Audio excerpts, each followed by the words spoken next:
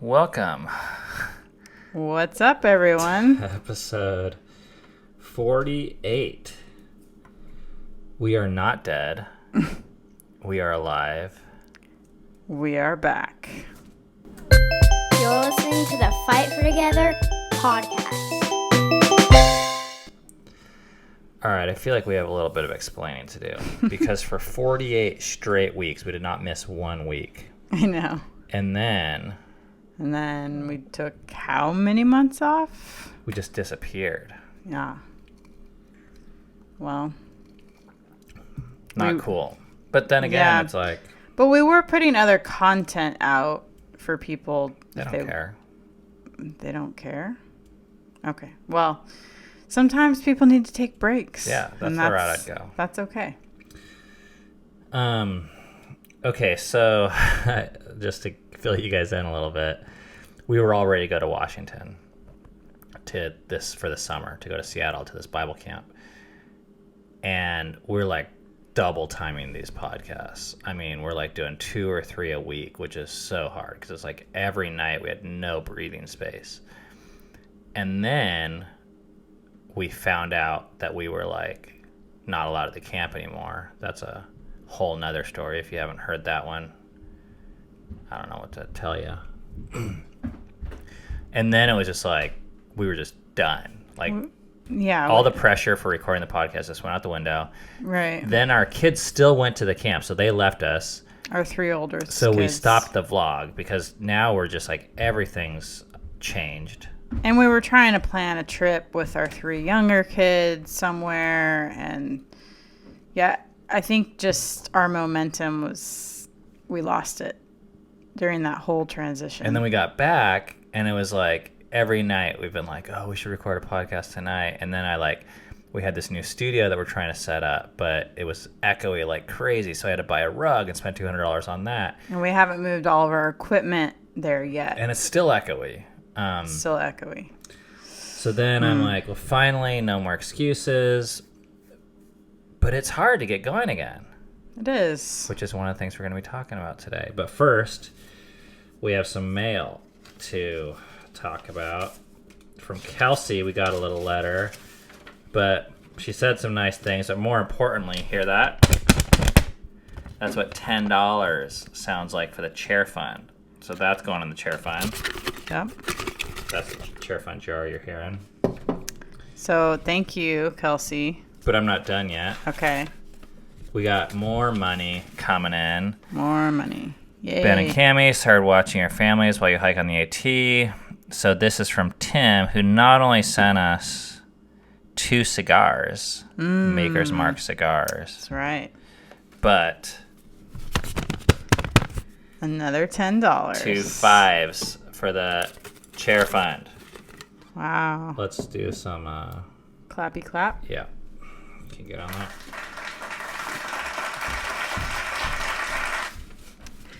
We appreciate you guys helping us with our butts because, well, it'll be nice to finally get chairs.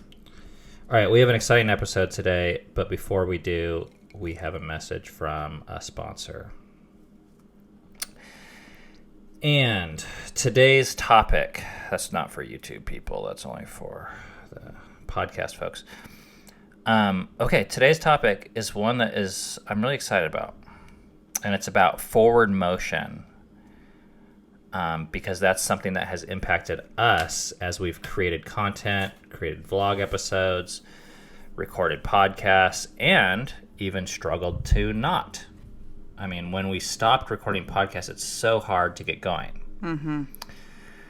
So, I'm just going to tell a story, or you can tell a story. We can tell it together. Mm-hmm. Please butt in. Okay. But we have to tell a story, and then we're going to share a few things that we learned from the story. And I really think that this concept of forward motion will hopefully, I'd love it if it helps some people out there to understand what's going on in their life, or maybe some people around them. So our daughter Memory, she is almost 13. She went to this fair with my parents. And she came back, and she had held some sort of animal. that I had never even heard of.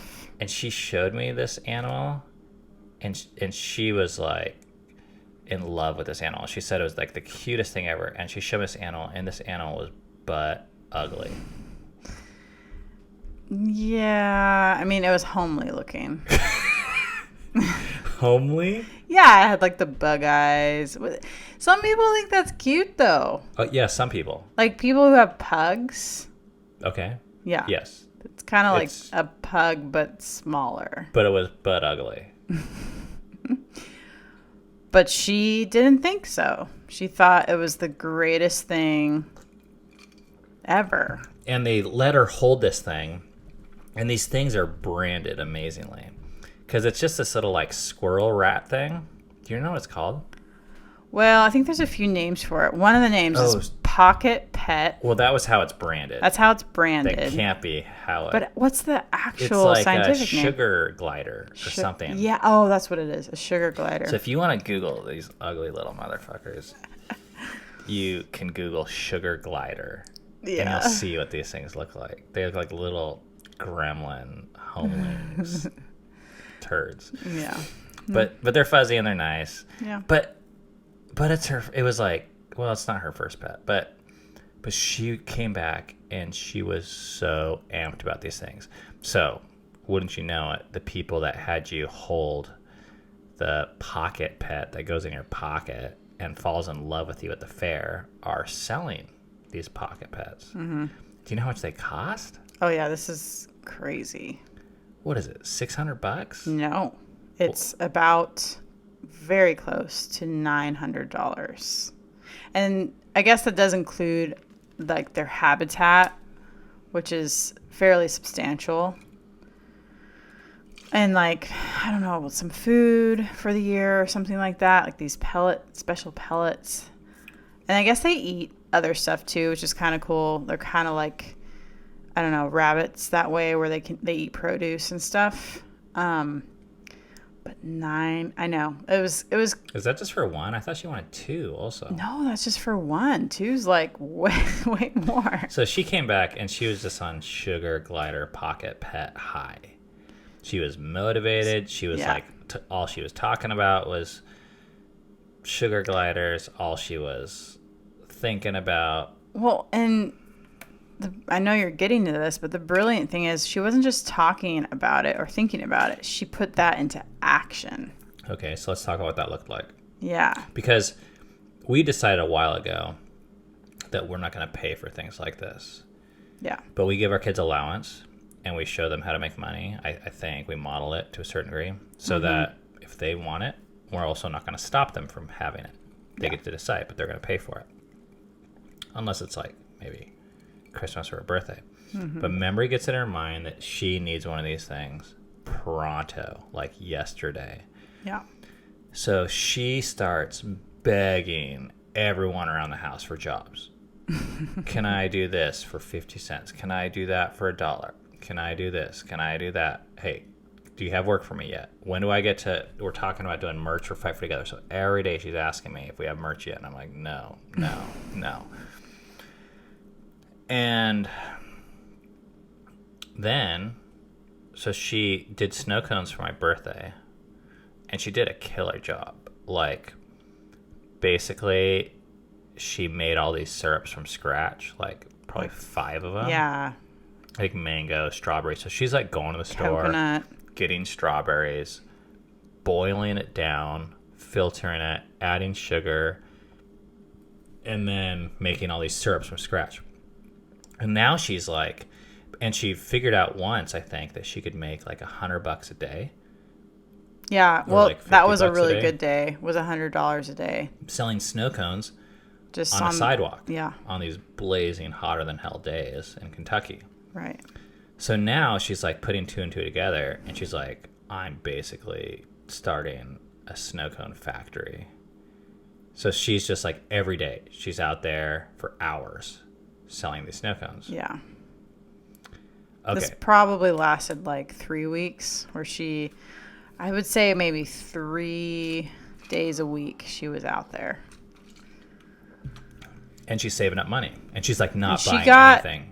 She got, well, I don't want to give anything away.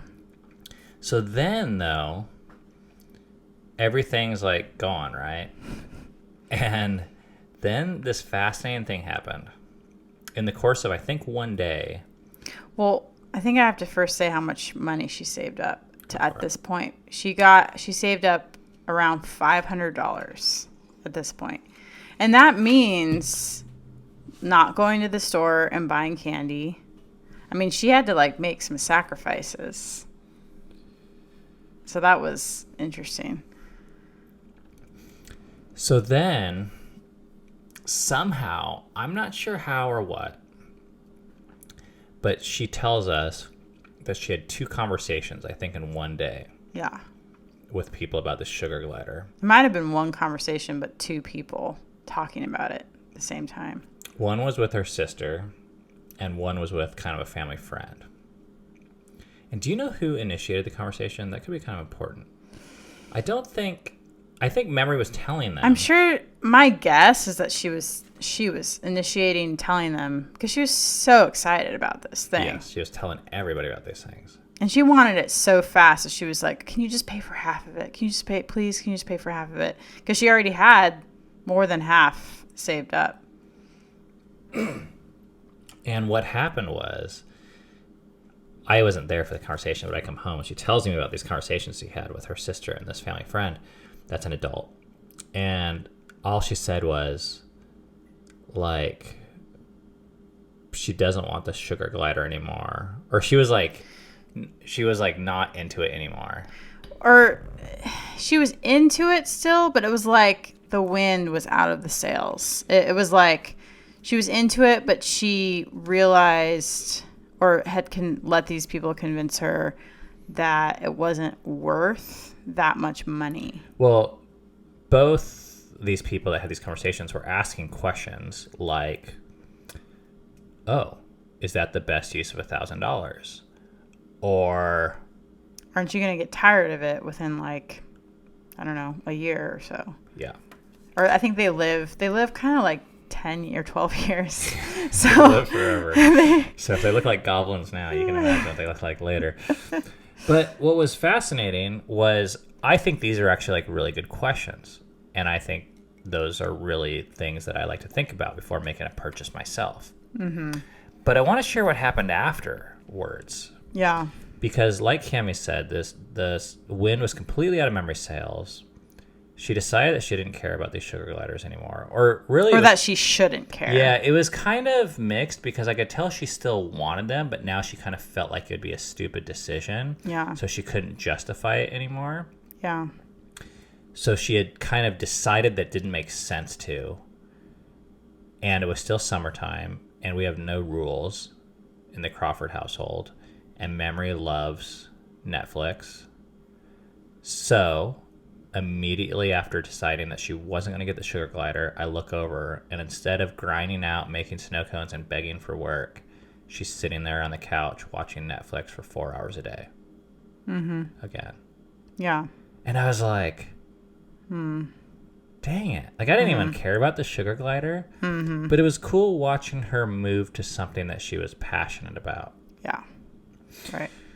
So, in light of that story, today's topic is going to be about the benefits of forward motion and 3 things that we've observed with each other, ourselves, and our kids about how to kind of like operate in a way that respects this type of process.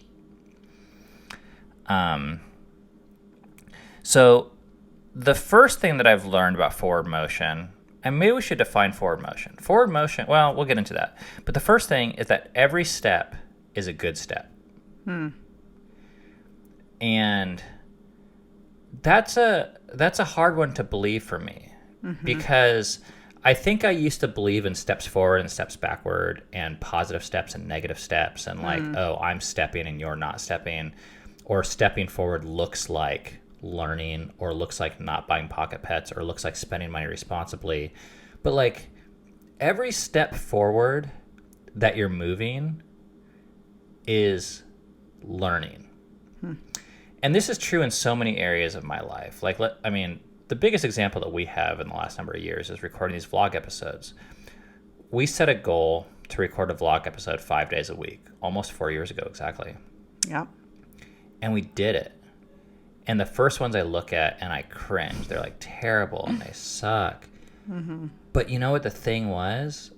Is we were always moving forward. And in that way, I can look at the episode and I can say, that sucks. But I can also say, it got us to where we are now. Absolutely. And because of that, it was good. Yep. Another example we have from recently. Can you share about how 1 month ago you were not putting anything up on Instagram or playing hardly any music? Yeah.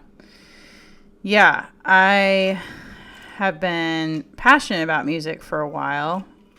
And I kind of realized I wanted to start not just learning music, but creating music. And so I decided that I was going to start putting myself more out there creatively on videos. And so I decided, okay, I'm going to post something music related 5 days a week. Even if it's like not great or whatever, I'm just going to get it out there. And I've been doing that now for a few weeks. And another big step that I took for me was, in order to take my stuff more seriously, I decided I need to work on this for at least an hour, Monday through Friday, every day. But I need childcare so that I can not be distracted. So I'm paying memory to watch Rainier for an hour a day. And that was a really big step, because it told me, okay, this is important, that I'm paying someone in order for me to do this. So that the first day of doing that was last Friday. Yeah. And next I want a recording studio. And not to burst any bubbles, but the songs that you're recording right now are not super magical. No. You're not making any money off it. No. You don't have many Instagram fans. Nope. Or followers in the grand scheme of things. No. And you don't have much of a plan. I really don't. No, I just am. Well, yeah. And even like hearing that, I'm like, yeah, they're not great. So maybe I should just stop. No. Okay, but that's not the point. The point is, you're moving forward. Yeah. Every day, you're overcoming.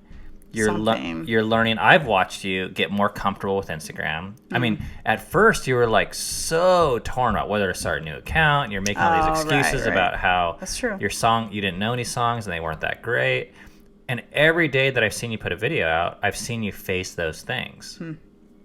It's probably doing stuff to me that I have no idea, like pushing me in this direction that I want to go, that I don't even realize all that it's doing.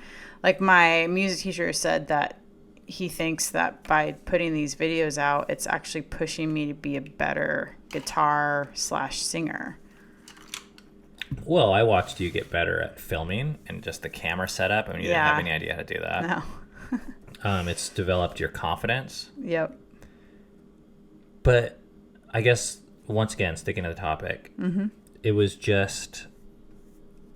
you just had to focus on taking one step forward at a time. Well, and another example with this is I wrote my first song, and I'm sure it's not great, but it's a song. I've never written a song before, and I just plan on, okay, once I finish one song, I'm just going to write another song. I'm going to keep, it's kind of like with our vlogs, like the first, whatever, maybe 50, I don't know, songs, probably won't be that great, but as I keep pumping these songs out, I think I'll get better at it. So one of the things that I'm a huge fan of with ourselves and our kids is just forward movement. Stop talking about running. Go running. I don't care if it's 5 minutes or 5 hours or 5 miles or if you take 20 breaks, but just like go. And when you do something, when you get off the couch, when you face your fears, face your demons, whatever it is, and I don't want to make it sound easy because it's not simplistic, but it still is the answer, is forward movement somehow. It doesn't need to be perfect. It just needs to be forward, one step forward. Yeah. And when you take the steps forward, it opens up other options that you can't see when you're not moving. Right. So, okay, that's the first thing. The second thing is, and this is where it gets a little tricky because it gets a little relational and you get into parenting things, but you never know what forward motion looks like for other people. So someone could look at you and be like, oh, your song that you're recording is stupid. But they don't know like what's going on inside and how much of a victory it was for you to record that song. Yeah. But if they say that song is stupid, or it's stupid that you're doing this. yeah, not only, I mean, I guess they're entitled to their opinion, but they're like completely wrong. Like, it's not stupid to you.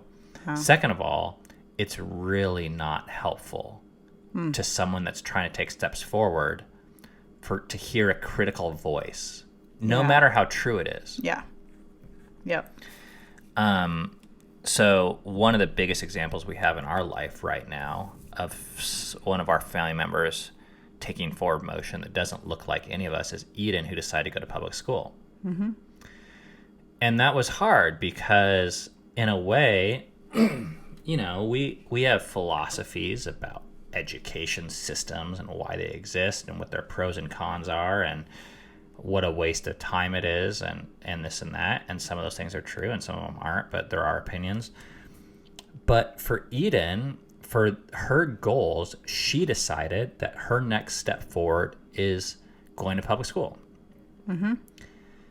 So who are we to say that's a dumb thing? You know? Yeah. If it's taking her to the next step that she wants, and by the way, the next step that she wants could be quitting public school. Mm-hmm. But I want people to see, instead of seeing that as a failure on either Eden's part or our part, to see that as success, because it's not until she started school can she then see, oh, this isn't what I wanted. That's actually a huge win sometimes, is to go down a path that you then decide for yourself, not listening to someone else or based on fear, that you decide, I don't want to do that anymore. That's a step forward. Yep. And with how many different creative endeavors and how unique we all are and how many different, I don't know, roles we play, both as parents and musicians and vloggers and wives or husbands or partners, I feel like one of the best things we could ever do is to assume we don't know what steps forward look like for the people around us. Mm-hmm. And if there's anything that, you know, I kind of learned in watching this interaction with Memory and her pocket pet, I think she was taking steps forward. And I don't think what these people did was wrong, but I think it was, I think there was a cost to it. That they were taking their responsible way of looking at money and their value for money and time and other values that they have, and they were asking Memory, is this the best use of your time? And in a way, I have a feeling, because I've said all this same shit a million times, I have a feeling they weren't really asking. They were kind of in a veiled way saying, this is not the best use of your money. They themselves probably would never have bought this pet. And so I think the trouble can come when we project like our own values and judgments over someone else and say, well, if I don't like it or want it, then, or if I think it's a waste of time and money, then you should too. And one of the biggest mistakes I think I've made in parenting is this belief I had for a long time where I believed you could like save kids from skipping steps by kind of just telling them, hey, listen, I'm old. I know pocket pets are kind of dumb. There's better use for your money. So if I tell you that, you can just believe it and skip all the wasted money and time and energy with a pocket pet. Mm-hmm. And even if those things are true for you, those things might not be true for her. Maybe she would have had this amazing experience. The best time of her life. With this pet. Like maybe that would have given her like amazing memories and totally. A bond. No, I absolutely believe that. Yeah. Cue the sad music. Yeah, I don't know if we have any. Okay. We have a bomb dropping. That's not quite the same thing. We have crickets. Yeah, no. We'll have to find that. Okay, so the solution the final point I wanted to make. Well, actually, before I want to tell a personal story before we move on to the next point, and that is when we started this vlog, there was a lot of people that were discouraging us because they were questioning our motives, our spiritual state, our qualifications, and all these things. And these are people that we considered friends at the time. Time has changed, and we see it a little bit differently. But at the time, these were some of the closest people, and these people were being like really discouraging about this project. And this project was a long time coming for us. We didn't just wake up one day and be like, hey, let's get our faces on YouTube. It was like we felt this pressure of like having this message that we wanted to share, and we tried it all these other ways and it wasn't working. We didn't know how. And we're banging our head up against the wall and we're going crazy, wanting to have these conversations with people but not knowing any place to have them. And finally we were like, maybe we can do it on YouTube.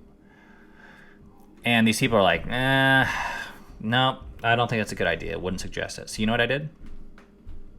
I stopped hanging out with those people. Not immediately. Well, or some of them, I guess. In a way, at least when it came to, well, I guess there was an intermediate step in between them, which was like I stopped talking to them about this project. Yeah. Because it was kind of like a baby that I feel like we were giving birth to in terms of an idea. It was very fragile. Yeah. And we struggled with so much motivation early on. I had so many doubts of my own that the last thing I could handle was other people. And I'm not saying whether they cared about me or not. Maybe they're the best friends on the planet. I don't know. But if we were going to move forward on this vlog project, I couldn't be around other people that were questioning it when I was questioning it so much myself. Right. So, kind of baked into this second point of not knowing what forward motion looks like for other people, I think there's a real possibility. There's other people that are doing projects out there. And if you've discouraged them, if I've discouraged them, and I know I have with people, there's a good chance they're not going to share that part of their life with you anymore. Yeah. Or they might even stop hanging out with you. Right. So the solution is the third point, I think. A solution, it's not the only solution, is very simply, and this is our third point, is to get permission before sharing your feelings. And I think this is more than just words, by the way, more than asking. I think like consent with like the whole Me Too movement is learning that a little bit. Like you can ask someone and they can like verbally consent. Yeah. But then they're actually like they're pressured. There's a lot of pressure to do it that you can't see, and I know it's a fine line there. Or there's hesitation as they're saying yes, or all these like nuanced things. I know with kids, they know I have a lot of power, and if I say, hey, do you want to hear my opinion on this? They're almost always going to say yes, because they're kind of like trained to. Yeah. And they don't know how to say no. Like they don't almost know they can say no. Some of our older ones know. That's true. Well, even then, they almost always say yes, even if they're not listening. Yeah. And when I say permission, I guess I mean probably verbal and emotional permission is, I think, a good idea before you offer feedback about your vantage point of someone else's steps forward. Well, and I'd even say I'd hesitate to even ask someone, especially when it has to do with something that maybe is fragile to them. I guess, first of all, you'd have to know them well enough to know it is fragile to them. And maybe any creative thing can be that, can be kind of fragile. But the second thing is, I think, I don't know, wait till they ask you. Like, why even give them feedback if they're not asking? I mean, I know why people do. I know why I do, is because you think your feedback is so amazing and they've got to hear it, But it's probably not going to be helpful to them if they're not already asking. Most likely. I like that. So that's what we got for you today. That's what we're learning. That's what we're thinking about. Yeah. Is for us, we are trying very hard to maintain forward motion. What does that look like? Well, with the podcast, that means setting a deadline once a week, which worked for a while. But you can see how fragile even that is. It kind of unravels quickly. It's so easy to lose momentum. Oh, yeah. So our rule with the podcast was we just fucking record it and ship it every Monday. I don't care how shitty it is. Yep. I think we had one day where the sound quality just sucked. We just got over it. And you just keep on moving. Right. Because the next one will be better. Guaranteed. Right. And you're learning every step of the way. Guaranteed. Those are the two constants. You're always getting better. You're always learning. Mm-hmm. As long as you keep moving. Right. And it's the same thing with the vlog. 5 days a week, we just like shipped them. So when I'm trying to write, I try to do a little bit like every day. Now I'm not saying I succeed, but this is what I've seen work. So if you want to be a blogger, if you want to be a vlogger, if you want to be a photographer, if you want to be an artist, like you gotta like figure out a way, I think, to get moving. Like get your first one done, it'll suck. Then get your second one done, and it'll suck a little bit less. Mm-hmm. Get your third one done, and it'll suck a little less. Mm-hmm. But just ship it. Yep. Get a little motivated. Yes.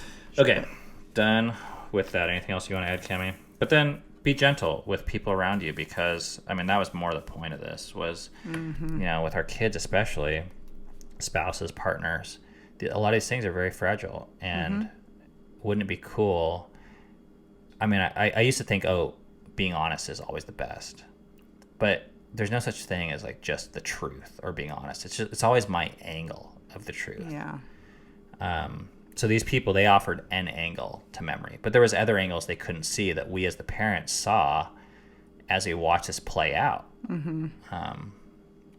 So I don't know. If we'll keep you updated on the Pocket Pet. Yep. Okay, it is time to go to the phones. I think that was our news one. There it is. Okay, can you hold that down? This is actually a really important phone call. Hey, this is AJ from Atlanta. I was curious, you were talking about Dove bullying Eden and how you felt like it was a better approach to counsel her, and how you wish you had had that counseling in your life when you were younger and bullying your brother. I'm curious to know what that counseling would look like for you, if you could give me some example or some more details. I have a 6-year-old and a 4-year-old, and the 6-year-old bullies the 4-year-old relentlessly, so this is very applicable to my life. I'd like to, really know what I can say or do to possibly help the situation. So if you could expound on that, I would appreciate it. Thank you very much. Have a good day. Intense. Mm-hmm. Yeah. I didn't catch her name. I couldn't hear it. But she's from, I think, Georgia. And she's referencing a previous topic. I don't even know if we mentioned it in the podcast or if this is the vlog. Yeah. But it has to do with being the oldest. I bullied my brother when we were younger, and I regret that. And when Dove and Eden were younger, I saw the pattern being repeated, that Dove was doing this to Eden. And we dealt with it pretty proactively, I think. And maybe what she's referencing is, I wish my parents would have dealt with it more proactively with me. Mm-hmm. And when you say proactive, like actually give you tools or something instead of just saying, don't do that. Yeah, so I wish my parents would have stepped in more, just been more present in the situation. Yeah.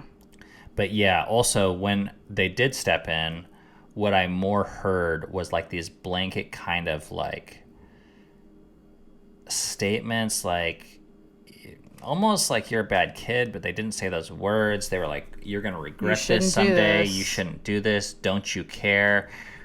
And that was really hard for me, because it sounds weird to say. I just actually really believe this. I didn't know any better. Yeah. Another way to put this is, I didn't know how to stop. And there was probably a root to why you were doing what you're doing, and you didn't know why you're doing what you're doing, and your parents weren't trying to get to the root of it. So just telling you to stop or that you should care wasn't. Maybe they were trying, but it didn't work for me. Yeah.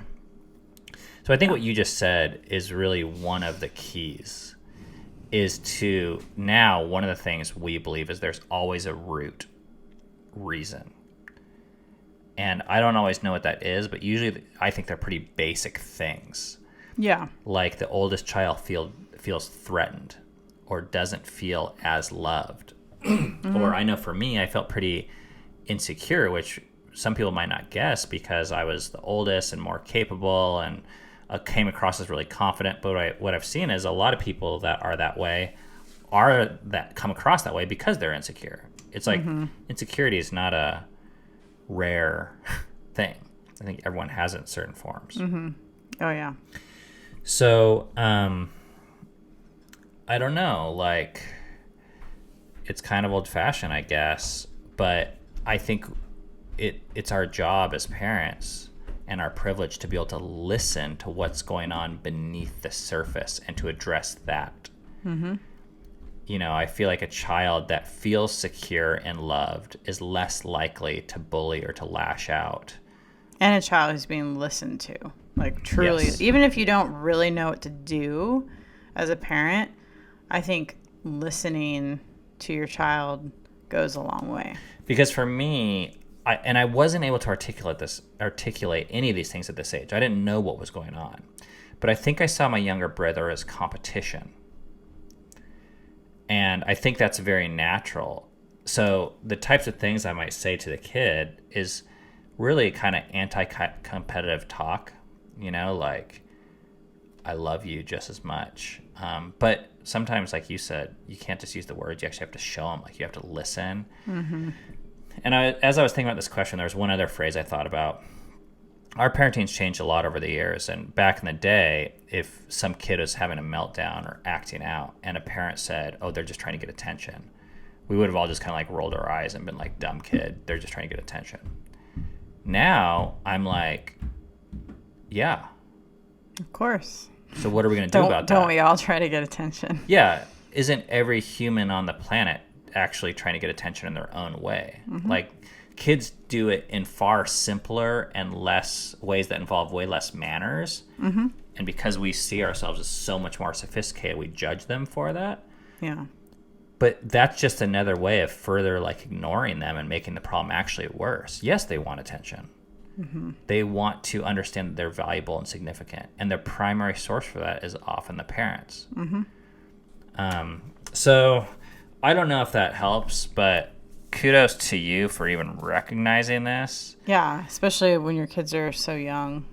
I think that's really, really great. And I hope you continue to speak up for the younger, but also don't villainize the older and just try and understand what it is that's behind that. And I think sometimes in the process of understanding that, it could actually diffuse the situation.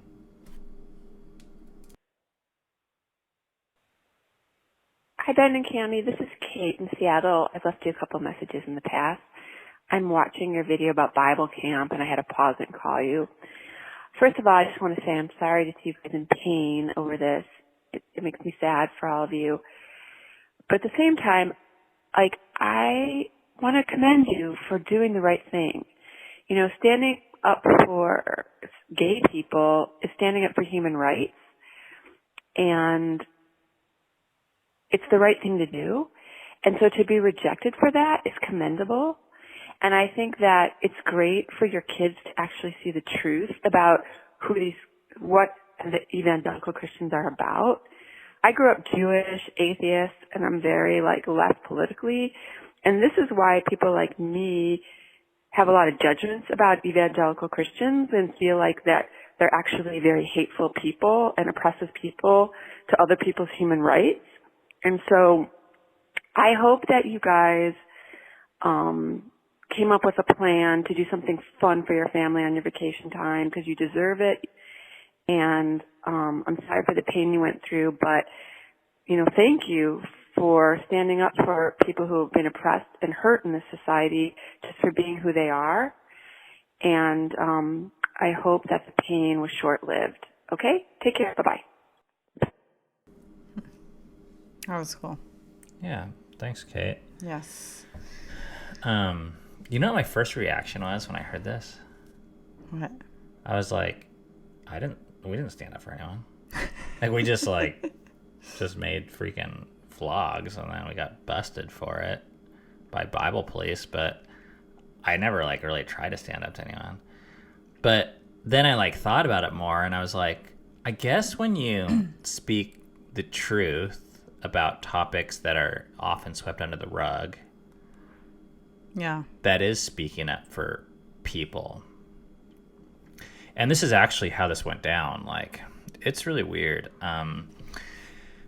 We got this phone call from this Bible camp, and then we're like, there's this part of me that felt guilty for getting kicked out, like almost like I did something wrong.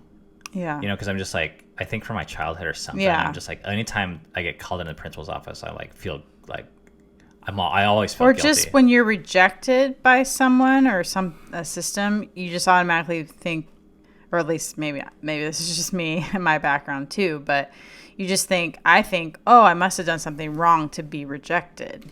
And there's that phenomenon where women that are raped, like, they don't want to report it to the police because they feel guilty and shame, even though they like didn't do anything.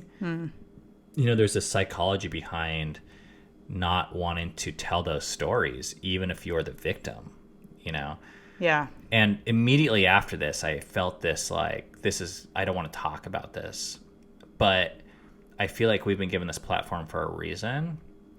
And I was like, we're going to tell the story. And it's funny because I actually got some comment on YouTube just yesterday, I think, and someone was saying, "Oh, it's I didn't appreciate how you demonized the Bible camp." And I just typed back, I was like, "What do you mean by demonize?" Mm-hmm. Because if you mean by telling the story of what happened to us, if that's what demonize is, they demonize themselves. Right. Like, I'm not going to own that, but I don't want to be like, those assholes, like, what a bunch of fucking losers, But just by telling the story of what they said and what happened and how we felt, what I started to realize very quickly was that there's a lot of people that have been through far worse than us, and they don't have a platform. So I appreciate you saying that, Kate, and we're going to try and continue to tell our story. As honestly as we can. Yeah. Hi, Ben and Cami. This is Carly from Oregon. Forgive me, I'm going to try not to ramble, but I'm not so great at forming my thoughts. But I have been watching your vlog for a while and obviously listened to the podcast. But I want to reference one of your old vlogs, the one that's called The Secret to Never Losing Your Kids. It's back in 2017 in October. But you guys talked about a quote from, I think it was How to Win Friends and Influence People, that book. But it was a quote, "People will always go where they feel the most valued." I grew up in a family where I was very neutral, and I was kind of everybody's go-to person for help and just at everybody's beck and call. So I spent most of my childhood and young adulthood focused on everybody else in my family. And right after high school, I moved away across the country and was away for about 7 years, and very quickly learned that I became very non-essential to most of my family because I was not convenient to them anymore, and I wasn't around to be there when they needed me. And that took a long time for me to even realize that was what was happening. And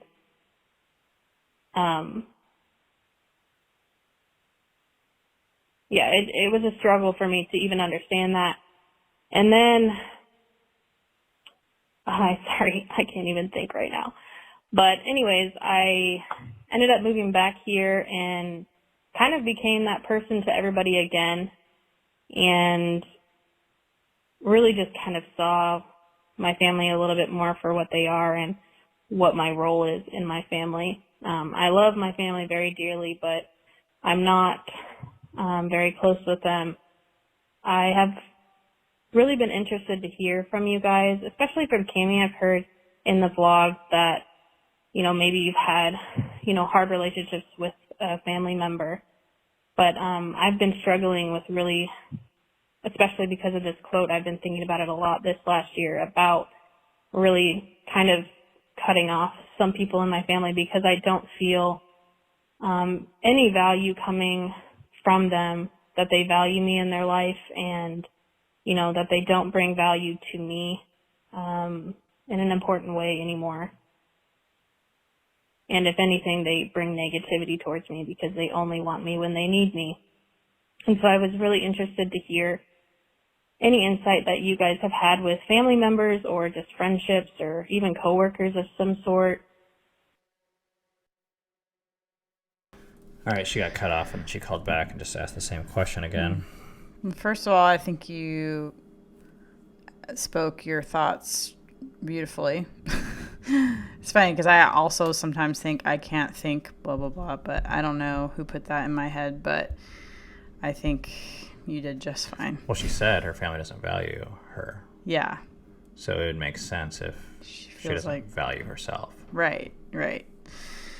Yeah. Wow.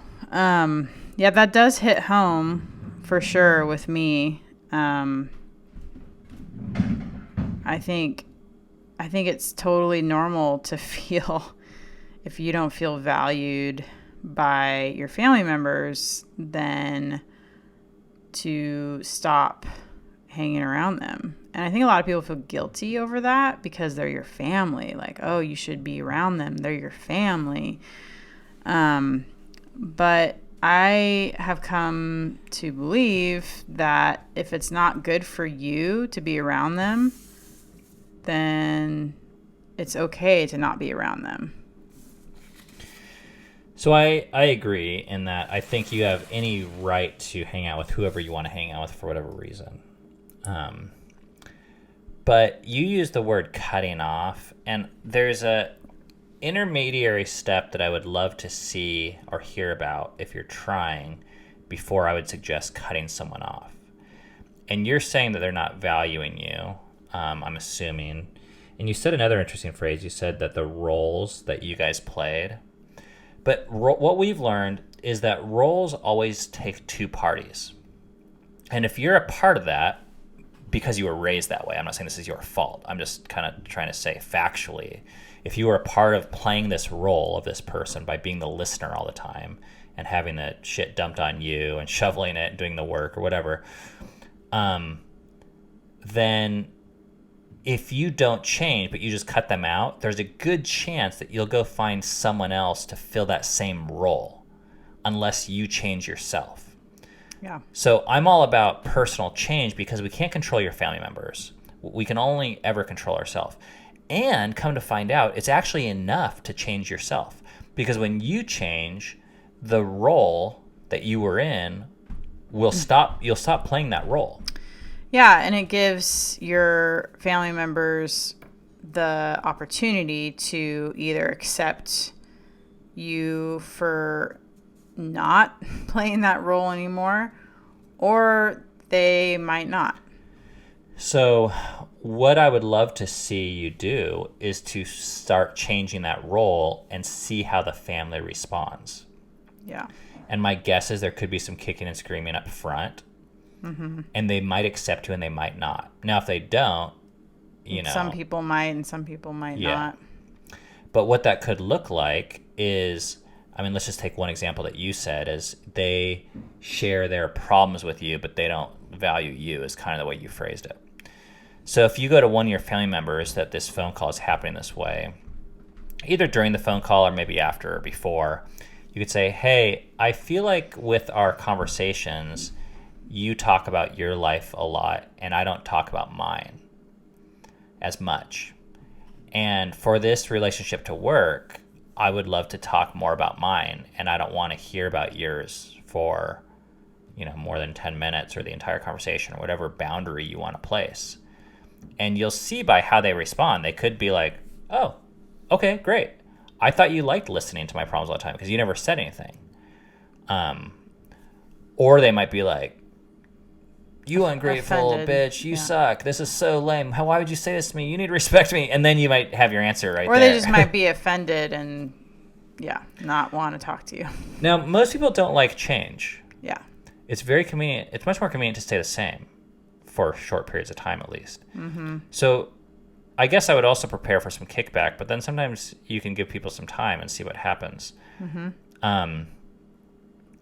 But I would like to think that maybe if you value yourself more, if you come to learn to do that, which it doesn't sound like you learned at home, but maybe you learned while you were away from home, then I know coming back to the role is difficult because it's easy to slip into the old role. But if you start modifying the role to fit the new you, the valued you, you might start to see other people fit to that as well. But if you don't value yourself, they're most certainly not going to value you. Anything else you want to say about that? I love this conversation because... Yeah, it's really good.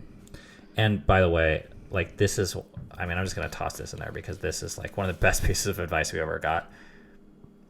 Sometimes it's easy to kind of create a rule set and go back to the family and announce, I'm not going to tolerate this shit anymore.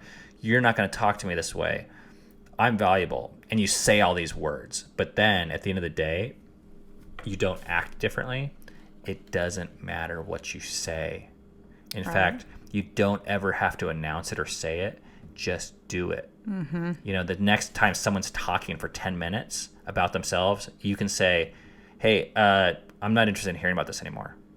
Right. And if they keep on talking, you hang up.